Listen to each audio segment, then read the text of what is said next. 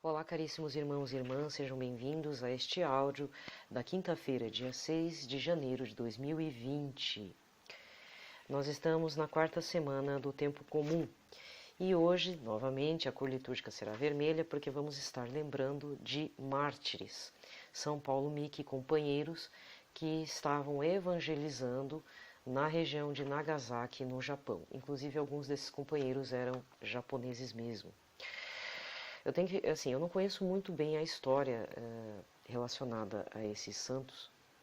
Eu, na verdade, necessito saber, até porque faz parte da minha ancestralidade, porque eu sou descendente de japoneses. Então, caso você não saiba, de repente alguém passou esse áudio para você, eu tenho um canal aqui desde agosto de 2018 e relativo à liturgia da palavra e alguns comentários de alguns santos, né, particularmente alguns dos quais eu sou devota, mas eu tenho que chamar atenção sobre estes santos em especial, porque a região do Japão até hoje é uma região com poucos católicos cristãos, nem católicos ortodoxos acho que tem lá, se tiver muito pouco. E essa questão da morte desses mártires santos, né, ele tem uma importância grande para a Igreja Católica, talvez não seja dada assim no plano humano, mas espiritualmente tem uma relevância muito grande devido à região, penso eu. Porque a região ela era dominada pelos shoguns, tinha um imperador, mas o poder era dividido pelos tais senhores feudais chamados shoguns, né? Então, o poder dividido. E houve um momento dentro do Japão em que estavam entrando vários estrangeiros, devido à época das navegações, como aconteceu aqui na América Latina, com os portugueses e espanhóis. Estava acontecendo na Índia, estava acontecendo na Austrália, estava acontecendo no Japão e a China também já estava recebendo estrangeiros. E com a vinda dos estrangeiros, que tinha uma questão econômica, política, etc., vinha a questão também da economia das almas, né? Salvar as almas. Então, a Igreja Católica enviou padres, missionários para a evangelização. Mas a ilha do Japão, né, é uma ilha, lógico, era muito fechada em si e possuía uma tradição milenar, religiosa e filosófica própria, vinda da China, mas era dela. E essa presença começou a tumultuar o poder local e por conta disso, estou fazendo um contexto histórico, tá? Por conta disso, houve uma guerra interna, dois lados. Um que queria que os estrangeiros estivessem lá na ilha e outra que não, que deveriam fechar os portos para todos. Ninguém saía, mas também ninguém entrava, principalmente estrangeiros, porque eram muito mal vistos, inclusive. E por conta disso, além dessa guerra civil, né, que gerou filmes, livros e etc., era o auge também da era samurai, né, porque os samurais eram submissos aos shoguns. Havia também os mártires católicos. Por conta disso, na região do Japão, então, quando todos foram expulsos, né, e os católicos mortos foram decapitados, né, que essa era a lei da época, a lei marcial, algumas famílias da região de Nagasaki, né, e talvez nas redondezas de Hiroshima, que são depois na era moderna, na era mais contemporânea, eram as duas cidades mais católicas do Japão, que tinham mais cristãos católicos. Começou a se fundar comunidades dos cristãos escondidos.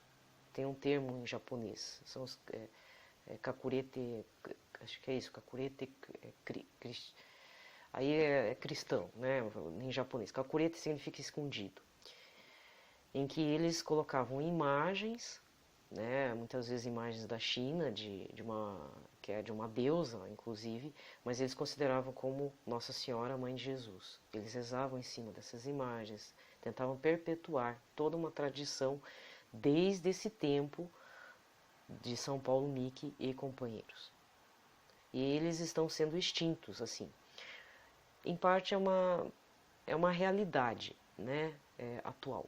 Os cristãos escondidos, dessa tradição mais antiga, desde o século XVI, a tendência é que eles se extinguam realmente, porque a maioria acabou Na hora que os católicos voltaram lá, fundaram suas igrejas, né, tem padres que falam japonês, celebram a missa em japonês, eles retornaram à Igreja Católica, que é o correto. Então, essa tradição mais antiga, a tendência é acabar. Então, como católica, né, não posso também lamentar isso, mas quem sabe agora, né, com essa nova evangelização pelas redes sociais, o povo japonês principalmente possa estar se convertendo.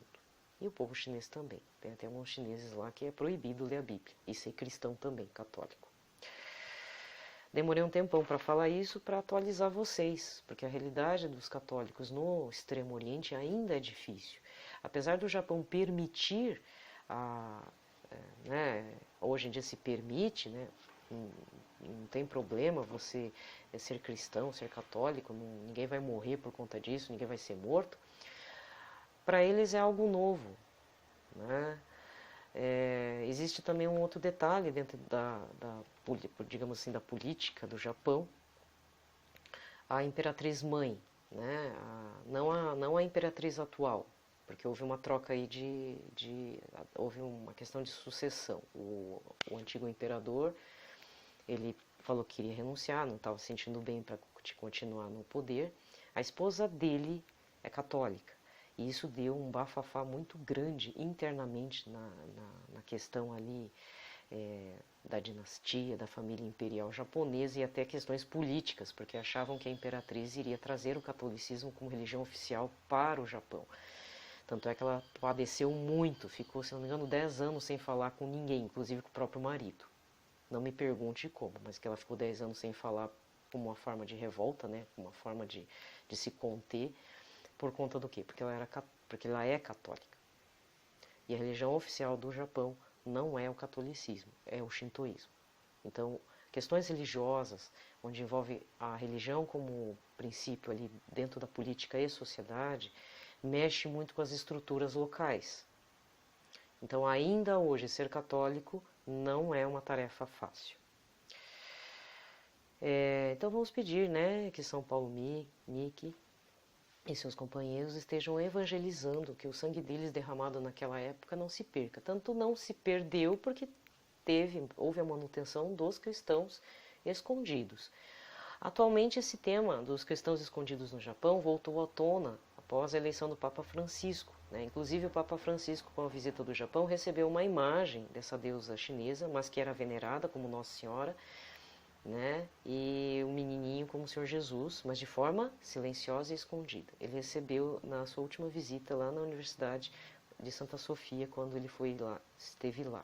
Então, antes que alguém pense qualquer bobagem, vá fazer uma pesquisa para saber como é que eram os cristãos católicos ali no Japão escondidos. Bem, o pitaco de hoje foi dado. Então, vamos partir para a leitura da liturgia da palavra. Pelo sinal da Santa Cruz, livrai-nos Deus Nosso Senhor de todos os nossos inimigos. Em nome do Pai, do Filho e do Espírito Santo. Amém. A primeira leitura de hoje está no Livro dos Reis, o primeiro Livro dos Reis, capítulo 2, versículos de 1 a 4 e depois de 10 a 12. Aproximando-se o fim de sua vida, Davi deu estas instruções a seu filho Salomão. Vou seguir o caminho de todos os mortais. Sê corajoso e porta-te como um homem, e observa os preceitos do Senhor teu Deus, andando em seus caminhos, observando os seus estatutos, seus mandamentos, seus preceitos e seus ensinamentos, como estão escritos na lei de Moisés. E assim serás bem-sucedido em tudo o que fizeres e em todos os teus projetos. Então o Senhor cumprirá a promessa que me fez, dizendo: se teus filhos conservarem uma boa conduta, caminhando com lealdade diante de mim, com todo o seu coração e com toda a sua alma, jamais te faltará um sucessor no trono de Israel. E Davi adormeceu com seus pais e foi sepultado na cidade de Davi. O tempo que Davi reinou em Israel foi de 40 anos, 7 anos em Hebrom e 33 em Jerusalém. Salomão sucedeu no trono a seu pai Davi e seu reino ficou solidamente estabelecido. Palavra do Senhor. O responsório de hoje está em 1 Crônicas, versículo 29, do 10 ao 12, com o refrão: dominais todos os povos, o Senhor. Dominai todos os povos, ó Senhor. Detalhe: o responsório geralmente é um salmo com um refrão dentro do salmo. Porém, em alguns momentos, são feitas outras leituras, como aí são transformados como cânticos. Então é Crônicas, Deuteronômio, Daniel, como já vi acontecer, o Magnificat, né, que é da parte de Lucas, quando é uma festa, a solenidade de Nossa Senhora. Então é normal que o responsório não seja necessariamente os salmos, mas em princípio, boa parte são recitados os salmos, tá? Bendito sejais vós, ó Senhor Deus de Israel, o nosso Pai, desde sempre e por toda a eternidade. Dominais todos os povos, ó Senhor. A vós pertencem a grandeza e o poder, toda a glória, esplendor e majestade. Dominais todos os povos, ó Senhor. A vós, Senhor, também pertence a realeza, pois sobre a terra como rei vós elevais. Toda a glória e riqueza vem de vós. Dominais todos os povos, ó Senhor. Sois o Senhor e dominais o universo, em vossa mão se encontram a força e o poder, em vossa mão tudo se afirma e tudo cresce. Dominais todos os povos, ó Senhor. Dominais todos os povos, ó Senhor. Aclamação. Marcos 1, versículo 15. Aleluia, aleluia, aleluia. Aleluia, aleluia, aleluia. Convertei-vos e crede no Evangelho, pois o reino de Deus está chegando. Aleluia, aleluia, aleluia. Aleluia, aleluia, aleluia. O Evangelho de hoje está em Marcos 6, versículos de 7 a 13. Naquele tempo Jesus chamou os 12 e começou a enviá-los 2 a 2, dando-lhes poder sobre os espíritos impuros. Recomendou-lhes que não levassem nada para o caminho a não ser um cajado, nem pão, nem sacola, nem dinheiro na cintura. Mandou que andassem de sandálias e que não levassem 2 túnicas. E Jesus disse ainda: quando entrares numa casa, ficai ali até a vossa partida. Se algum lugar não vos receberem, nem quiserem vos escutar, quando sairdes, sacudi a poeira dos pés como testemunho contra eles. Então os 12 partiram e pregaram que todos se convertessem, expulsavam muitos demônios e curavam numerosos doentes, ungindo-os com óleo. Palavra da salvação. Aqui termina a liturgia da palavra. Como eu já fiz uma referência, né, já dei o pitaco do dia, falando dos santos de hoje, então eu não vou me estender mais. Porém, eu vou fazer a indicação, e que eu espero já ter colocado, né, se não coloquei, vou colocar ainda, um vídeo na pasta Ser Católico, que é a minha pasta pública, aqui que você pode estar verificando na playlist. Inclusive na minha playlist tem 2 pastas públicas, que é Notícias e o Ser Católico, que geralmente eu coloco do próprio YouTube mesmo, são irmãos católicos, né? Padres, leigos, pessoas que têm seu apostolado aqui no YouTube, que tratam de assuntos para nossa melhor reflexão. Às vezes alguma homilia também eu coloco, porque eu acho que foi pertinente e senti no meu coração colocar aqui. Então, se você achar que vale a pena, dá uma acessada, dá uma olhadinha, acompanha lá, tá? Dá um apoio para esses canais também. Eu vou colocar então um vídeo que é do programa Sorrindo para a Vida, de quarta-feira, que estava o missionário da Canção Nova, Alexandre, tá? Não era o Márcio Mendes. Eu ouvi esse programa, né? Na verdade, se você não quiser ouvir o começo nem o final, das quais eles falam testemunho, falam da percentagem do dia, né? Porque isso leva uns 15 minutos, tanto na entrada quanto 15 minutos no final do programa. Você ficar com o miolo, comece com a parte em que o rapaz, o Alexandre, ele está falando a análise da palavra. E naquele dia aconteceu uma situação em que tanto ele quanto a Paula Guimarães sentiram no coração que havia uma pessoa, um senhor, que era de Deus, quer dizer,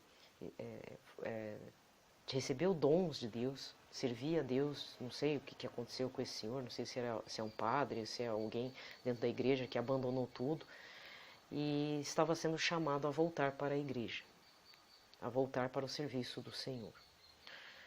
E aí eu só vou fazer o apontamento, falar o seguinte: caso você sentiu o chamado, você queria descobrir a Deus, ter intimidade com Deus e topou na sua vida com pessoas, inclusive religiosos mesmo, que não te levaram a fazer uma intimidade com o Senhor. Até você fez um curso de teologia e você perdeu sua fé, porque dentro da teologia é que nem curso de história também, qualquer curso, pedagogia, qualquer curso. Você faz pedagogia na Universidade Federal do Paraná é uma coisa, você faz o curso de pedagogia dentro do curso lá da Universidade Católica é outra visão, outra carga horária, outras matérias. Então a teologia, né? Isso eu ouvi do padre João Marcos, inclusive. A teologia também tem suas linhas. Às vezes de esquerda, de direita, conservadora, né? Ou não, relativista. Não sei como é que é a teologia, porque eu nunca fiz, até fiquei tentado, olha só, fiquei tentada a fazer o curso. Mas quando eu conversei com um colega professor uma época atrás, em que ele sentiu um chamado, isso é o que eu achei mais interessante.